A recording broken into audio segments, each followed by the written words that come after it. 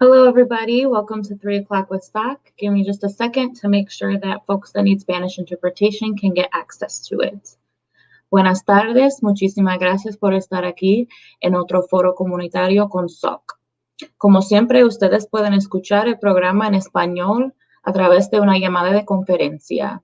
Y el número que hay que marcar aparecerá en la pantalla, pero hay que marcar a 646-749-3122 y luego hay que introducir el código para entrar y es 779-328-221. Y ahí está en la pantalla y también aparece en los comentarios. Thank you for allowing me a second to do that. Again, welcome to 3 o'clock with SOC. Happy Monday, everybody. And I just want to remind you all that you can access these forums in English and in Spanish after each live forum on our Facebook page and our YouTube page. So even if you can't be with us live like you are right now, you can always watch these forums after the fact to get access to the information and the guests that we interview, again, on our Facebook page and YouTube page. I'm Gabe Charles. I'm the Civic Engagement Manager here at SOC. I've got Carlos and Alan with me in the background helping me out with comments and production. And just a reminder that you can still reach out to us at our phone number, 414-672-8090. You can email us at soc@socmilwaukee.org or check out our website at socmilwaukee.org. That also has tons of information and resources for you all. We are all still working from home, so that's why you see me without a mask. And unfortunately, we still are not doing any work in person, given that the areas we serve are some of the areas with the highest amount of COVID cases right now. But again, you can reach us at those numbers and email that was shown on the screen. Please take the time to fill out our SOC survey. That will also appear in the comment section for you all. Again, we are always thinking of new ways to make this forum more impactful for you and more useful for you. So if you have any suggestions, any ideas, any topics you want to see covered, that forum or that survey is the tool you can use to let us know what you're trying to hear about. I would love to know who's here today watching with us. You can give us a little heart, a little thumbs up, a little hello. Anything that you want to let us know that you're here listening with us, because again, we do this for you all, so it's always nice to know that we have people out there listening. I also just want to take a second to share a disclaimer that the views and opinions shared today do not necessarily reflect those of SOC. So with that, I'm just going to go ahead and announce today we were going to have with us Maudwella Kirkendoll from Community Advocates, but I think due to some scheduling errors on our part, we are not going to be able to have him on today. But we did want to just go over with you some energy resources or some energy assistance and eviction resources that they have available to them. So we'll go over that in a little bit, but I do want to announce who else is coming this week. Tomorrow we have the Director of Core Centro coming on with us. On Wednesday, we'll have Pedro Hernandez from the Legal Aid Society on with us for our Spanish program. On Thursday, we'll have Maria Barker, who is the Director of the Latino IX programming at Planned Parenthood. And she'll be talking about the different resources that Planned Parenthood has for the community. And then Friday, we will have the City of Milwaukee Treasurer, Spencer Coggs, who will give an update about tax payments for the City of Milwaukee. So we've got a stacked week for you all, lots of information that will be useful to everybody. So definitely tune in whenever you are able. And if not, please watch after the fact and feel free to comment, even if you're watching not while it's live, because we still love to see those comments come in later. You know, at any time, it's good to know that people were watching the forums that we do for all of you. So like I said, I don't think that we will be able to have someone from Community Advocates on today, but we do just want to go over what that energy assistance and those different eviction resources look like. So we're going to share in the comment section Actually, wait, let me check to see who has said hi. I asked for people to say hi and then I forget to look. Stacy, hey Stacy, we love to see you on here. Nice to hear from you. Hope that all is well. Thanks for saying hi. But yeah, if anyone else is watching, go ahead and say hi, give a like, give a heart, whatever it may be. But again, in the comment section, we will begin sharing the different information about energy assistance. So your heat, your light bill, anything that might be related to energy, there is assistance available through community advocates. And there is also rent assistance available. So we'll be sharing in the comments what those different websites or phone numbers you can call to get access to that. To those resources. And those are also on our website. We have had community advocates on our forums a number of times throughout the last several months. It's been almost how many months since April? A lot of months that we've been doing the forum now. So they have been with us since the beginning, giving out information. So we're very thankful to community advocates, and that information is starting to appear now in the comments for everybody. And with that, maybe at some point, someone from community advocates will be able to pop on, but for now, I'll just continue on with the program. And I just want to give a few major updates from the federal level today, coming from, the national level. There's a lot going on today on all different levels, but we'll talk about what's going on in the House of Representatives specifically. So today, Republicans in the House of Representatives blocked a resolution that would use the 25th Amendment to remove President Trump from office following the attack on the Capitol that happened last week. So I'm sure all of you are well aware of what went on last week at the Capitol as the election results were supposed to be certified. And we had right-wing groups break into the Capitol, attack the Capitol while that was happening. So given that situation is why the Republicans have introduced this resolution that would use the 25th Amendment to remove President Trump, and claiming that he took part in inciting that violence that happened. And the 25th Amendment would typically be used when a president is sick, but it can also be enacted in other circumstances where the president is unable to the text in the amendment says unable to discharge the powers and duties of his office. And that's what the House Democrats are arguing is what's going on.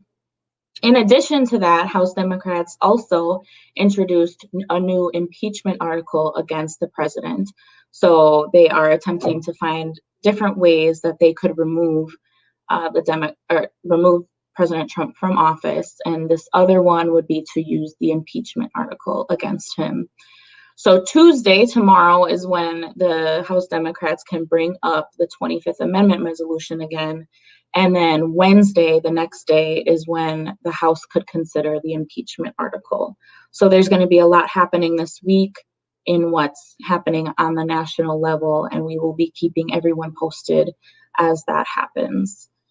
This isn't the first time that the impeachment articles have been used against Trump. We know that the Senate is still controlled by a Republican majority, but in the House, this is what's going on. And anything that happens in the House will then get passed on to the Senate, of course. And I do just want to share a poll that was done by Quinnipiac University. It shows some really interesting data on public opinions following last week's attack on the Capitol. But I'll just share one of the questions that was asked in this poll that was done. So the question was, do you think that President Trump should be removed from office, or don't you think so? So this is a nonpartisan poll that was taken, and it's interesting. You can see here that yes is that an answer yes is that he should be removed. No is that they don't think he should be removed. And a total of 52% of the people polled said yes, he should be removed. 10% of people who people who identify as Republicans, 10% of them said he should be removed. People who identify as Democrat, 89% said he should be removed. Independents, 55%. And then going on to different demographics like men, 41% said that he should be removed, and 62% of women that were polled said that he should be removed. So there's a bunch of different demographics on here. It then on the bottom goes into age, different age groups. But what this does show is that 52% of people that were polled said that, yes, he should be removed. So just an interesting poll that was done that lays out what public opinion is right now. So yeah, that's the main update I want to give from the federal level. Again, lots going on, lots of things that people are still feeling and thinking about, but I would encourage anyone to comment questions or ideas or opinions in the comment section if you feel so moved to. And I am going to go ahead now and just share the COVID update, which is a really cool video that Marlene prepared for us that shows how you can request an at-home COVID test. So I'm going to be the one to go ahead and put these on the screen here. And it's a few different part video for all of you. So here we go. Hi everyone, so today I'm going to show you how you can order your at-home COVID-19 testing kit from vaulthealth.com without having insurance. So when you come to the main page, it's going to ask you, who is this test for? You're going to click myself. Next, you're going to come to this page. It's going to ask you for your name, phone number, date of birth. Then it's going to ask you for your sex. Then it's going to ask you for your race and ethnicity. And then it's going to ask you to create an account by putting your email address and creating a password. Next, they're going to ask you where you would like your testing kit shipped. Then they're going to ask you, do you have medical insurance? You're going to click no. And once you click no, it's going to take you right to this section where it explains what this test is. And then you're going to click here, confirming that you're going to get your results through your email and that you agree to all of their terms and conditions. So now you're going to come to this page that shows you how the test works, and then you're going to press next. Then you're going to click, if you've been exposed to anyone who has been confirmed to have COVID-19. I have not. Have you potentially been exposed to someone with COVID? No. Next. Oh. So then it's going to ask you, are you experiencing any symptoms of COVID-19? I have a sore throat, so I'm just going to check up on it. Oh. And then you're going to click next. And then enter a number of days, been 3 days. Then you're going to click next. And then you're going to put in the rest of your shipping information. And that's it. This is a review of your test order. The total is $0 at no cost because it's been provided. Yeah, so this has been provided free of charge, courtesy of the state of Wisconsin. And then you'll click place order. And that's it. Your order is complete. Your next steps now is to wait till your kit is delivered to your home. You're going to have your kit ready, and you're going to have your driver's license ready, and you're not going to eat, drink, smoke, or chew 30 minutes before giving your sample. So when you're going to do your sample is you're going to click this button here to schedule to meet with a provider, and then you're going to swab your saliva while they're present. That's all for now, and once I set up an appointment with the provider, I will show you guys how all of that goes and possibly record it live for you so you can see how everything functions. All right, everyone go, order your COVID-19 testing kits. Have a good day.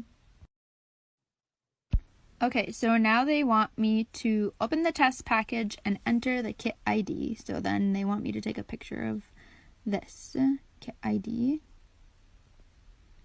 So it's scanned automatically. So after you scan the barcode, you're going to be taken to this page and they're going to ask you to join the waiting room. So I'm going to click yes. And then it says, if your Zoom meeting does not open in a new tab, please click here to continue. Then I'm going to allow it. And it's launching the meeting. join with video.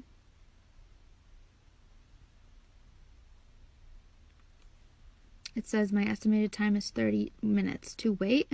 This is who I'm meeting with, Christiana Vault, medical supervisor's personal meeting. So then once I meet with her, she's going to show me how to do the whole kit. We're very thankful to Marlene for taking us through that whole process. I know that we do have in-person testing available free of charge to people in Milwaukee at various locations, but it's also really awesome to have information about how to do it from home, especially for those that don't have cars or who are not trying to go outside and expose themselves more, but still want to be tested. So we're super thankful for you going through that process, Marlene, and sharing that with us, and just how easy it is. You know, there's a number of steps, but it is pretty straightforward, and seeing that is always really helpful. So we thank you for that.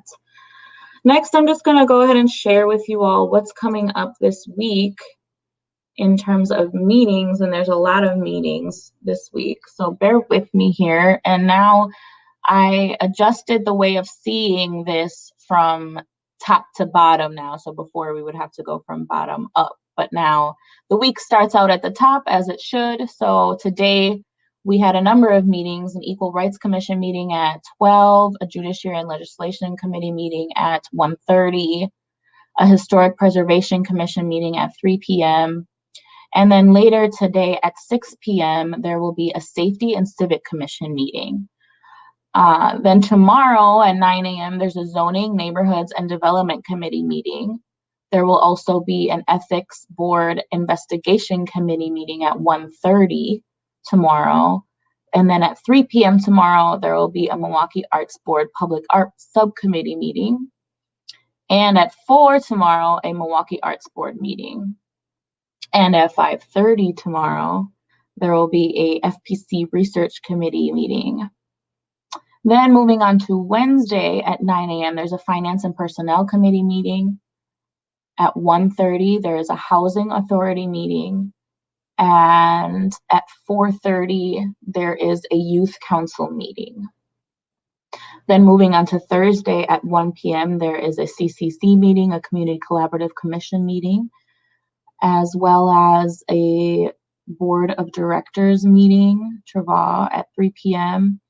And then at 5:30, the Fire and Police Commission Testing and Recruiting Committee meeting. So again, lots of different meetings happening this week. Any major information that comes out of those meetings, we will, of course, always share with you all, but we also share in the comments section how you can access those meetings on your own through the City Channel website. So feel free to explore that and get to know how to access those meetings. It's pretty straightforward, and I've done a couple different meetings on how to access those. But if anyone has any questions about how to access it, what websites to use and things like that, then you can go ahead and use that. And I'm getting some information here that we have a final COVID part of the video that wasn't shared, so I'm going to go ahead and share that right now. Okay, so I met with her. She took 5 minutes to come online. Actually, I didn't have to wait 30 minutes. And when she came on, she told me that I need to fill up the tube up to the black line with spit. The bubbles don't count. So I met with her again. She hopped on again, and she told me now that I filled it up, I took the other funnel off of this and I put the other tube on. I twisted it on, the blue liquid went in, and I shook it for 5 seconds. And she told me that's it. So then I had to put it in the biohazard bag, and then I put it back in the little manila bubble folder envelope that it came in. And I stuck that yellow envelope for protection in the UPS bag. That is what she told me to do.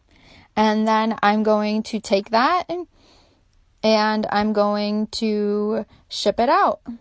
And that's it. That's how So thankful that we could get that last part in there and to let you all see what it's like once you actually get the kit. And again, thank you, Marlene, for that. Some other information I want to share with you all, like I said, there's a lot going on this week. But from the state level, tomorrow, Evers is scheduled to give his State of the State address. And that comes as the new legislative session began last week. And currently there is different legislation coming from the state assembly and the state senate regarding COVID-19. And I just want to share a little bit about what that legislation contains, because that's currently being discussed and will hopefully be passed on to Evers for signing before that State of the State address tomorrow. So both the state and assembly versions of the legislation that are being discussed right now require insurers to provide testing and vaccines with no cost to individuals. It would also make the vaccine available through the state's senior care prescription drug program. And it would also keep the 1 week waiting period, or keep the 1 week waiting period for unemployment benefits. It would not make that happen until March, even though currently it's scheduled to be reinstated in February. And then it also includes a provision that would protect businesses, local governments, and schools from coronavirus-related lawsuits, and that's something that Evers has said he does not like that is in there. But they also, the most recent version of this legislation has taken away or removed a provision that would require local elected officials to vote to continue any emergency order issued by local health officials. And then it also removes a provision that would require the school board to vote to approve a plan that would implement virtual instruction. And then it would require the board to vote every 14 days to keep it in place. So if a school board decides they want to keep virtual education in place to protect students, they would have to vote every 14 days to keep virtual education in place. And this is something that Democrats also have expressed they do not appreciate that's in this legislation. So again, this is set to be, it's currently being discussed, and it's hopefully going to get to Evers before his State of the State address tomorrow, but we will keep an eye on what happens until then, and then be sharing information about the State of the State address tomorrow for everybody. But again, if anyone has any comments or questions about any of this, feel free to comment it in the comment section. I know it's a lot and it can be wordy and a lot of jargon, but I do what I can to try to make it more understandable. But I know that any more explanation is always a good thing. So let me know if there's anything else that you want to have explained in a different way. And now let's just go ahead and share our survey promo for the survey that we encourage all. Has this live forum been informative and useful to you? What part of the forum could be improved or changed to make it better?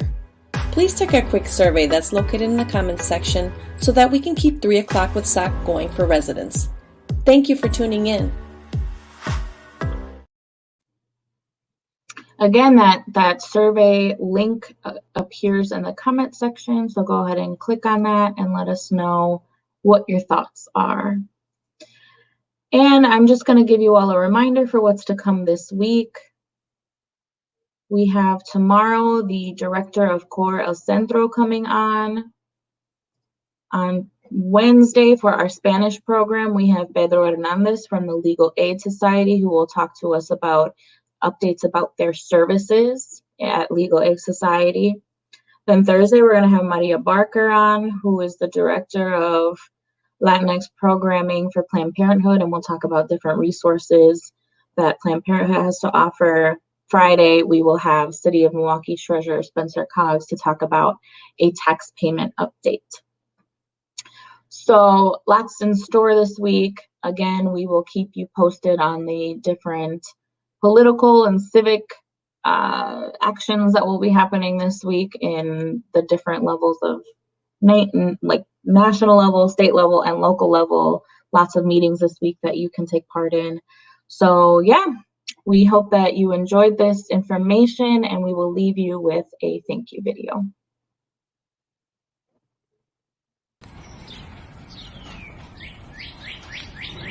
I'm Juan. And I'm Mitzi. We would like to thank everyone for supporting our 3 o'clock with SOC live show. And for completing our SOC survey. In addition to thanking our residents and tuning in and sharing our show. We would also like to thank our sponsors. Catholic Campaign for Human Development. Wisconsin Voices. City Development Block Grant. The Blair Foundation. City of Milwaukee Office of Violence Prevention. Movement Voter Project. Tide Foundation. City of Milwaukee Promise Zone. 12th District Alderman Jose Perez. All the faithful individuals who support SOC through their personal donations. Thank you.